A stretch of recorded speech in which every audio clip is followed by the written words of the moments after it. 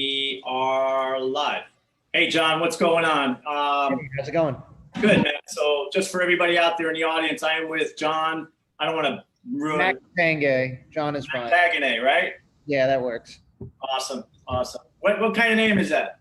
Well, my parents are from the Philippines, but I'm a big mutt, so. Same as me. Like a German, Polish, Scotch. I actually found out I did the was it the 23andMe or whatever that thing is. Yeah. Found out I actually am a Melanesian, believe it or not. Melanesian. I didn't even know what it was. I checked it out and I was like, I looked them up. I'm like, of course, they're gorgeous people. Of course I got some of that in me. Anyway, background on who you are, what you have going on. I know you're a Delray local. You've been here forever. I believe you're in the insurance business, and then you decided to open up this concept because you were in California and you fell in love with it. Anyway, take the floor. So yeah, my name's John. I'm owner operator of Hopportunities. The way I like to explain this, we're like a modern beer hall, and we had our grand opening back in February. Soft opening November, but essentially we are a bar. We're a self-serve beer and wine bar, mostly craft beer, local craft beer, who have obviously been affected tremendously by this virus and the closing. So I've been talking to John throughout the entire deal, just kind of giving him up to dates of where we're at. I think I've been operating under John's credo and motto, or living you have to adapt attitude throughout this whole deal. But I've been kind of, over the last couple of weeks, I've been kind of keeping tabs with him, letting him know where we're at as far as opening and what we could do to open outside of whatever county, city, governor order. So let's, I guess, get into the news today because it's pretty fluid and it's happening pretty quickly. But I knew you were on the phone with Palm Beach County all morning today. And it was kind of frustrating, I guess, because you couldn't get a straight answer from anybody and they were kind of giving you the circle jerk, if you know what I mean. Yeah, no, for sure. So essentially what's gone is yesterday, the state, actually before, let me backtrack that. Yesterday afternoon, I just want to give a quick shout out to Ryan Boylston, the mayor, and the rest of the commissioners, because they signed an executive order that will allow bars to operate at some level with a couple tweaks. We'll get into that in a sec. So, there is some light at the end of the tunnel for at least bars in the county, regardless of what the county decides. But the governor decided yesterday, there's been a lot of back and forth. I've been talking to John about it, on a time frame. Over the last couple of weeks, I've heard from the state that it was going to be weeks to months to days of when bars would be open. And then finally, I guess the governor pulled the trigger yesterday, amended his executive order, and is allowing bars to open up during stage 2. Now, obviously, since Dade, Broward, and Palm Beach are kind of like the redheaded stepchildren of Florida, we kind of operate differently. I've learned throughout this process that counties and municipalities can never be less strict in the state, but they can always be more strict. And that's kind of what we have going on right now. Dade nipped it in the butt, I think, yesterday. Within an hour of the governor's order, they said, no, bars are not opening up in Dade. Haven't heard anything about Broward yet. I know Palm Beach, I think 30 minutes ago, decided to release something saying bars are not allowed to open at 50% capacity in Palm Beach. I called this morning. I think I started with the Palm Beach emergency centers. They didn't even know that the governor passed an order, but I'm sure that's just whoever I was talking to on the phone. So I called the administrator. The administrator said, let me see how that affects you guys. They would get back to us. And then the mayor's office was just, I don't know, Palm Beach mayor's office kind of felt like annoyed that I even called them. So they kind of redirected me back to Palm Beach emergency, letting me know. I pressed them a little bit. They said, well, let me get with my team. I guess they're going to redirect the answers. But as of this minute, bars cannot open in the state of Florida, with one caveat. Well, not state of Florida, Palm Beach County, right? Palm Beach, Dade, and Broward. Palm Beach, Dade, and Broward. Yeah, I'm looking at the article right now, and it's, we were part of the county commission meeting where they basically broke up phase 2 into like 4 different parts. And I remember the bars, arcades, billiards halls, hookah, cigar, and other smoking bars and lounges will be allowed to reopen with reduced capacity in the final increment of their plan. So we still, according to what the county commission put into place, we've got like 3 more phases before we get to the phase that basically the whole rest of the state is green lighted right now. And to your point, absolutely, that was one of the takeaways I had. You know, I was hoping maybe the county would be more aggressive so that, like you said, you can be less aggressive than the state, but you can't be more aggressive to the state. So the state basically gives you the baseline of what you're allowed to do. So yeah, no official date has been set on when bars in Palm Beach County will be allowed to reopen for the on-premises consumption of alcohol. Bars in Martin, St. Lucie, Indian River, and Okeechobee counties all have the green light to reopen on Monday. So, you know, Halsey Balshears did his job. And once again, it seems like the county is smacking it down. And we're going to pay the price for that. Yeah, essentially, it's just, it's tough because, like I said, I feel as though there's been a lot of us in the industry that have, like, immediately when this happened, spent thousands of dollars retrofitting bars to operate responsibly, putting standard operating procedures in place. Like, I did this within the first 60 days. Here we are 6 going on 7 months later, you know, still waiting for a shot to operate responsibly, where there are other bad actors, will say, that aren't operating as responsibly, but are still able to make a living. But yeah, there is, like I said, there is some light in the tunnel because of the city and what the city did yesterday. So let me just interrupt you there for a second, if I may, because are you saying that the city can actually overrule what the county's doing? No. So essentially what has happened was bars and breweries, the state is allowed bars and breweries to operate as long as they have some sort of food functionality, a food license, and they're serving food. So even though they're a bar, but they're still kind of operating like a restaurant and a bar. And that happened sometime in July, where they amended the order, because at first it was 50. You got to be 50% food, right? Then they amended the order to say all you have to do is have a food license and serve food. So you saw a lot of Copper Point Brewery in Boynton. They purchased part of a food truck, have that food truck on site. They have a food license in their name. Boom, they can open and operate. So you're saying they went in and partnered with a food truck? They didn't even buy a food truck. They partnered with a food truck, and that gave them, by grandfathering or by osmosis, basically by partnering up, that gave them a license that was attached to the brewery? Yes, essentially, since the brewery bought part of the food truck amended their food license to include the brewery's name on it, and therefore now the brewery has a food license. That's interesting and smart. We're doing the same thing here. I think Hurricane, they're in the process. If they may have already gotten their food license, and I think the commission, like I said, they voted yesterday to approve their executive order to kind of let them operate. So like I said, there is a way around it. People have been operating throughout all these states doing this whole food license deal. We're not the first city to do it, but you know, we're definitely on board. So that's a good thing. And you've kind of navigated this for a while. There's these guys who are doing the food truck. Are they? I know we had talked about the expense, and it was considerable for you to get that. Are they incurring these same expenses? No. So for us, it's a little bit different because we are looking long-term viability of our business at this point, because regardless of when or if we get to open, we have to operate differently now during COVID.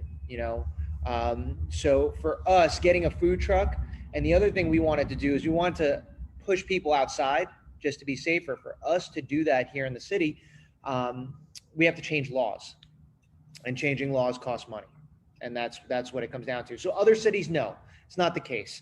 Boynton doesn't have that restrictions. If I was a quarter of a mile north of George, just north of George Bush, I probably would not be having these issues. But because I'm in the central business district, operating with a food truck is a no-no, unless it's an event. And then outdoor use for bars is a no-no just in general in the city of Delray. And I got to say, I've never understood that. If the law's in place, it needs to be changed. You've got a great space. You've got a great outdoor patio area. When I saw your place and we went there with the chamber, I kept telling you, oh man, you're going to mark this thing off. You're going to put a cornhole out here. It's going to be awesome. And then you were like, yeah, well, the city's really not going to let me do it. And I think this is an example where the city could be proactive and they could be nimble. You're not in the middle of a residential district. I know there's a rule basically that bars can't be outside. Yeah, essentially, no outdoor use. I think. How does Boston's get away with that? They have a restaurant. They have a kitchen. So if they're zoned a standalone bar, if you're zoned a standalone bar, there's no outdoor use in the city. No, I forget what the exact legal term is, but there's no outdoor use in the city. If you have a kitchen and you're a restaurant, then you're good to go. So yeah, believe it or not, that's just how it is. I think maybe it was back in the day when Delray was planning, and probably in the 80s and 90s, they didn't want to have that. They wanted to, if I had to guess, they wanted their downtown shaped a little bit differently. They didn't maybe want it like Himmershey at Fort Lauderdale or Clematis and West Palm, and maybe that's why that zoning's in there. That's what I'm just guessing. But things are different now, most bars, especially new bars and the younger generation, the whole concept of bars is changing from them to more of a laid back space as opposed to like a place to pack people in and get a little wild. So no, you're absolutely right. Those standards, those regulations are archaic. Yeah. And I forget who it is who said, never let a good crisis go to waste. I think that's where we're at right now, because guys like you should be open. You're not doing anything belligerent. You're not doing anything that takes away from the charm of Atlantic or Delray Beach. Matter of fact, you're bringing more charm because you're moving into that new phase of offering craft beers from all over. You're working with locals. You're working with, small businessmen. You're exposing people to different small business craft breweries.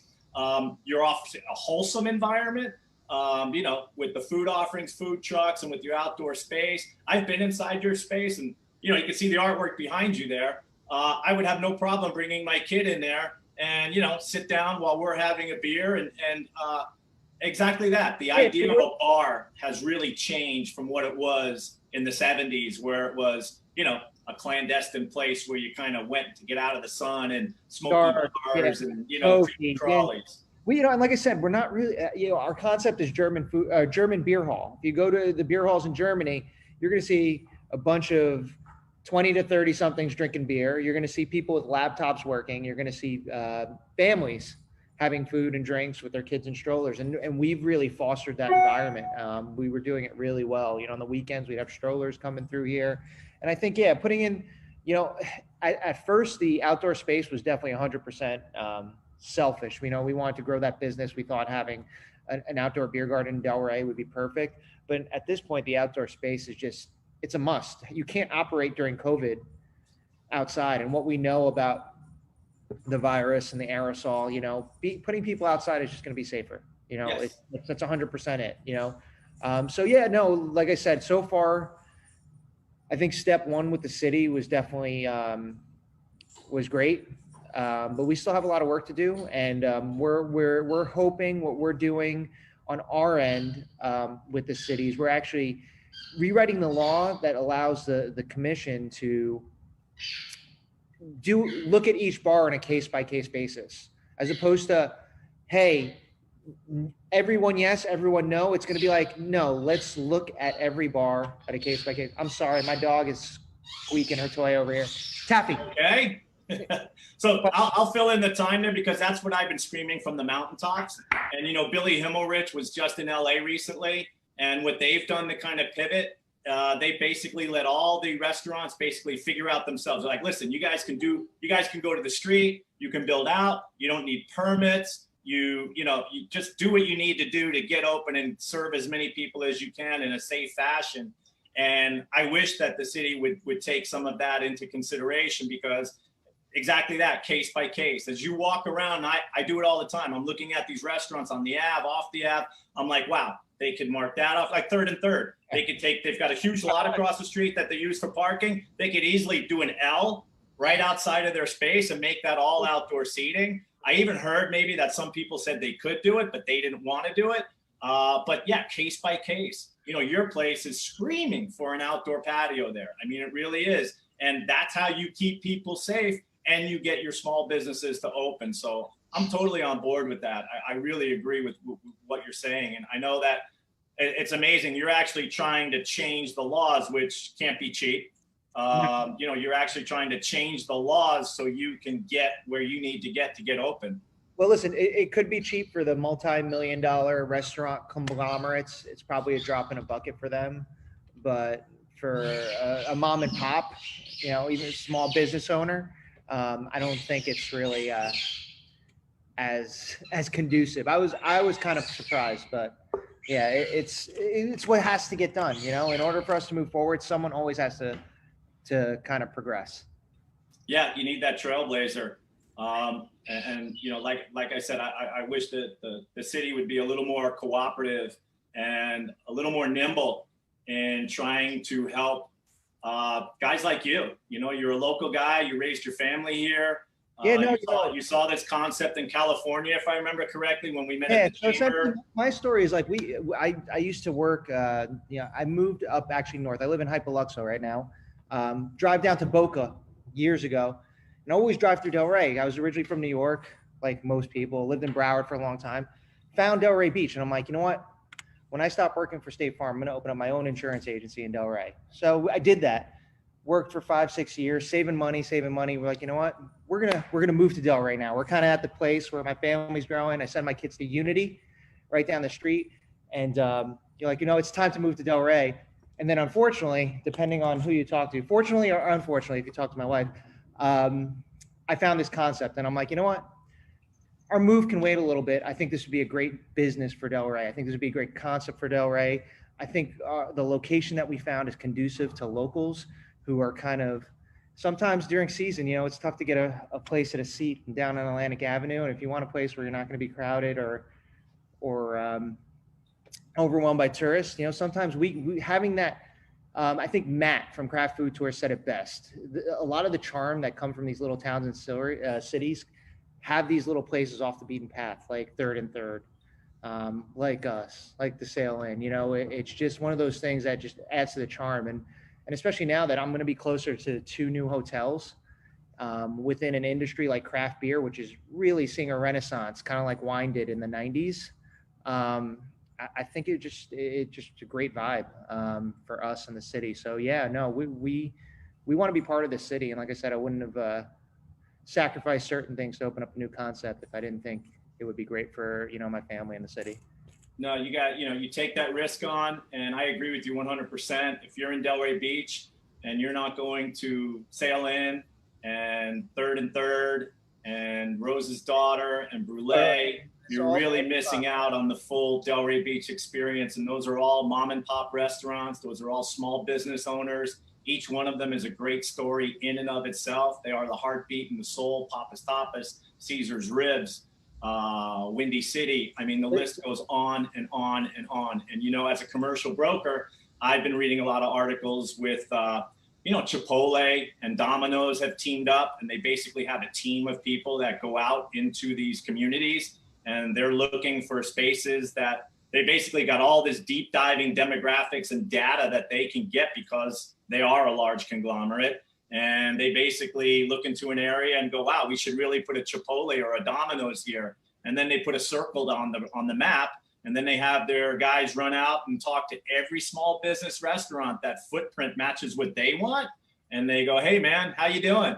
Not so good, huh? Well, how about we go to the landlord? We get you out of your lease. You guys can walk away, and we'll come in and take this place over, and we'll turn it into a Chipotle and a Domino's. And I know nobody in Delray Beach wants to see that happen, but that's where we're at right now. There's armies of people, restaurants that are out there looking for other spaces. And I really think locally we need to get proactive to support people like you and to support the Sail Inn. And absolutely, we got to do it in a safe manner. We got to open up safely, but we need to get our middle class folks off the sidelines. We need to get them off of unemployment. We need to get everybody back to work again, man. That is the lifeblood of Delray, and it's the lifeblood of our country. No, for sure. That's what we were built on. And, fact of the matter is, I feel as though bars in general just are getting a bad rap. We've peaked. We haven't been open since March, and cases rose and rose and rose through July and June without Dade, Broward, and Palm Beach having bars. So it's not that people are going to do what they want to do responsibly or irresponsibly. It's time for us to say, you know what, maybe we just let everyone open with certain operating procedures and we regulate that way. You know, we police it. You know, I think that's the fair thing to do is say, hey, let's put our funds and our time into policing it. I'm sure there's a lot of people that are out of work that could probably use a job, and we could probably pay them just on fines alone. You know, I know code enforcement is probably over leveraged, but there's ways we can operate safely, and ways we can get people working, and ways we can do this without having to just say, hey, you know what, we just don't like your industry, or your industry is an easy target, so therefore let's close you down. Because like I said, not all bars are meant to be packed. Not all bars are spring break bars, you know? And I think that's the mental image people are getting is, you know, we're going to like Cocktail, you know, is one of my favorite movies. Like, you know, you go to Tom Cruise packed bar and on a Fridays. Exactly.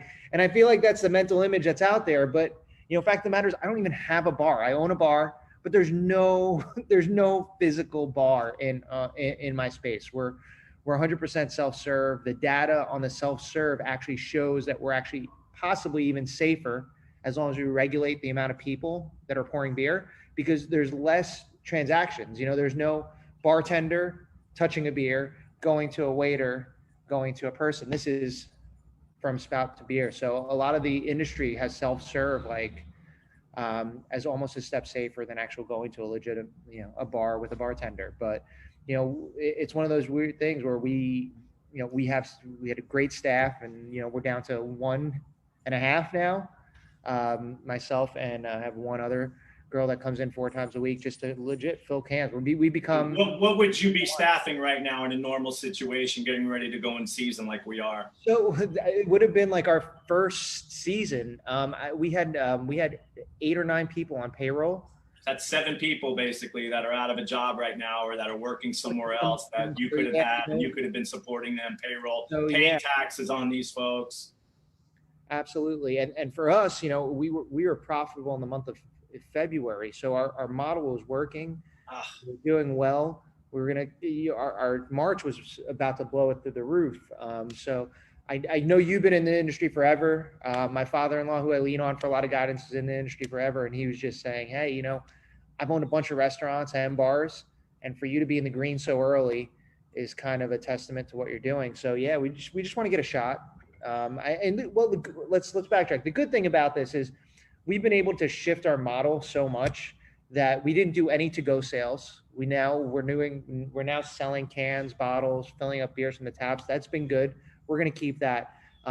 Delivery, we're going to keep that. Online sales, we're going to keep that. And then our virtual events, our virtual tastings have been quite a success. So I think to a degree, as much as COVID sucked, it's pulled us out of our comfort zone and allowed us to add more offerings to what we're able to do. So it's such a great point. You know, usually through recessions, that's when companies learn to run meaner and leaner and actually find avenues of commerce where maybe they weren't there before. So on that note, shameless plug time. Tell everybody how to get a hold of you. I love your virtual beer stuff. I haven't been able to do one yet. Just been too busy, but I've seen them. They look great. So everything you just talked about, how do people get a hold of you? How would they be able to get started on something like that? So best bet is you can email us at info@findyourhoppyplace.com.